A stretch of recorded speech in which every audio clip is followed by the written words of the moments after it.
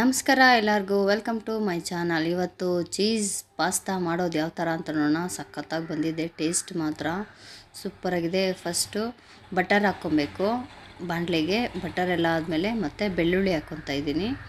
ಬೆಳ್ಳುಳ್ಳಿ ಆದಮೇಲೆ ಸಣ್ಣದಾಗಿ ಹಚ್ಚಿರೋಂಥ ಈರುಳ್ಳಿ ಮತ್ತು ಈರುಳ್ಳಿನೆಲ್ಲ ಕ್ಲೀನಾಗಿ ಬೆಳ್ಳುಳ್ಳಿನ ಗೋಲ್ಡನ್ ಬ್ರೌನ್ ಬರೋ ಥರ ಮಾಡ್ಕೊಬೇಕು. ಕ್ಲೀನಾಗಿ ಫ್ರೈ ಮಾಡಬೇಕು ಬಟರಲ್ಲಿ. ಮತ್ತು ಕ್ಯಾಪ್ಸಿಕಮ್ 1 ಕಪ್ ಹಾಕ್ಕೊತಾ ಇದ್ದೀನಿ.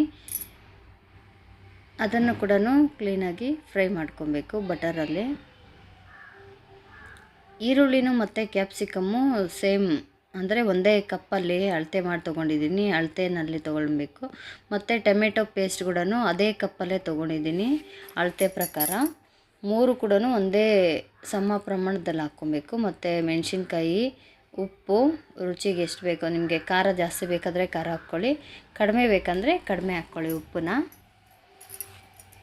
ಮತ್ತು ಖಾರನೂ ಅಷ್ಟೇ, ಉಪ್ಪು ಖಾರ ಎರಡೂ ನಿಮ್ಗೆ ಎಷ್ಟು ಬೇಕೋ ಅಷ್ಟು ಹಾಕ್ಕೊಳ್ಳಿ. ನಾನು ಸ್ವಲ್ಪ ಜಾಸ್ತಿ ಹಾಕ್ಕೊತಾ ಇದ್ದೀನಿ. ಮತ್ತು ಪೆಪ್ಪರ್ ಪೌಡರು ಮತ್ತು ಚೀಸು ಹಾಕ್ಕೊಂಡು ಕ್ಲೀನಾಗಿ ಫ್ರೈ ಮಾಡ್ಕೊಳ್ಳೋಣ. ಕ್ಲೀನಾಗಿ ಬೆಂದರೆ ಟೇಸ್ಟ್ ಚೆನ್ನಾಗಿರುತ್ತೆ. ಅದು ನಾವು ಓವೆನಲ್ಲಿ ಮಾಡಿದ್ರೆ ಅದು ಒಂಥರ ಈ ಬಬಲ್ ಗಮ್ ಥರ ಬರುತ್ತೆ ಎಳೆದ್ರೆ, ಇಲ್ಲ ಅಂದರೆ ನೋಡಿ ಬರೋದಿಲ್ಲ. ಮತ್ತು ನಾನು ಇಲ್ಲಿ ಚೀಸ್ನ ಕ್ಲೀನಾಗಿ ತುರಿತಾ ಇದ್ದೀನಿ. ನೋಡಿ ಈ ಥರ ಹಾಕ್ಕೊಬೇಕು. ನೀಟಾಗಿ ಚೆನ್ನಾಗಿ ಸ್ಪ್ರೆಡ್ ಆಗುತ್ತೆ. ಅದೂ ಕ್ಲೀನಾಗಿ ಸ್ಪ್ರೆಡ್ ಆಯಿತು.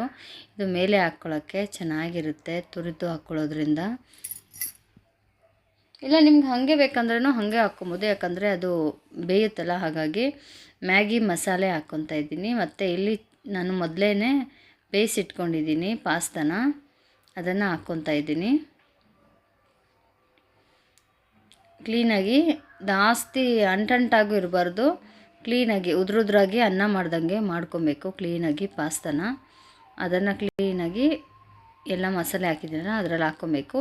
ಮತ್ತು ಇನ್ನೊಂದು ಸರಿ ಚೀಸ್ನ ನೋಡಿ ಈ ಥರ ಹಾಕ್ತಾಯಿದ್ದೀನಿ. ಚೆನ್ನಾಗಿರುತ್ತೆ, ಟೇಸ್ಟ್ ಮಾತ್ರ ಸಖತ್ತಾಗಿರುತ್ತೆ. ಒಂದು ಸರಿ ಟ್ರೈ ಮಾಡಿ ನೋಡಿ ಎಷ್ಟು ಚೆನ್ನಾಗಿದೆ. ನೋಡ್ತಾ ಇದ್ರೇ ನಿಮ್ಗೆ ಅನಿಸ್ಬೋದು ತುಂಬ ಚೆನ್ನಾಗಿದೆ ಅಂತ. ಹಾಗಾಗಿ ತುಂಬ ಚೆನ್ನಾಗಿದೆ ನಿಜವಾಗ್ಲೂ, ಟೇಸ್ಟ್ ಮಾತ್ರ. ಚೀಸ್ದಲ್ವಾ, ಚೀಸು ಬಟರು ಎಲ್ಲ ಹಾಕಿರೋದ್ರಿಂದ. ಮತ್ತು ಲಾಸ್ಟಲ್ಲಿ ಅದೆಲ್ಲ ಬೆಂದಿದ್ದಾದಮೇಲೆ ಕೊತ್ತಂಬರಿ ಸೊಪ್ಪು ಸ್ವಲ್ಪ ಹಾಕ್ಕೊಳ್ಳೋಣ ಅದ್ರ ಮೇಲೆ. ಸ್ಮೆಲ್ ಮಾತ್ರ ಸಖತ್ತಾಗಿ ಬರ್ತಾಯಿದೆ. ಮತ್ತು ಕುದೀತಾ ಇರೋದ್ರಿಂದ ಅದೆಲ್ಲ ಕ್ಲೀನಾಗಿ ಬೆಂದಿದೆ, ಮಸಾಲೆ ಪಾಸ್ತಾ ಎಲ್ಲನೂ. ಆಹಾ, ಬ್ಯಾಟಿಂಗ್ ಮಾಡ್ತಾಯಿದ್ರೆ ಸಖತ್ತಾಗಿರುತ್ತೆ ನಿಜ. ಈವ್ನಿಂಗ್ ಟೈಮ್ ಮಾಡ್ಕೊಳ್ಳಿ, ಚೆನ್ನಾಗಿರುತ್ತೆ. ಇಲ್ಲ ಮಕ್ಕಳಿಗೆ ಸ್ನ್ಯಾಕ್ಸ್ ಕೂಡ ಮಾಡಿಕೊಡ್ಬೋದು, ತುಂಬಾ ಚೆನ್ನಾಗಿರುತ್ತೆ. ಟ್ರೈ ಮಾಡಿ. ಮತ್ತು ನನ್ನ ಚಾನಲ್ನ ಸಬ್ಸ್ಕ್ರೈಬ್ ಮಾಡೋದನ್ನು ಮರಿಬೇಡಿ, ಓಕೆನಾ? ಕಮೆಂಟ್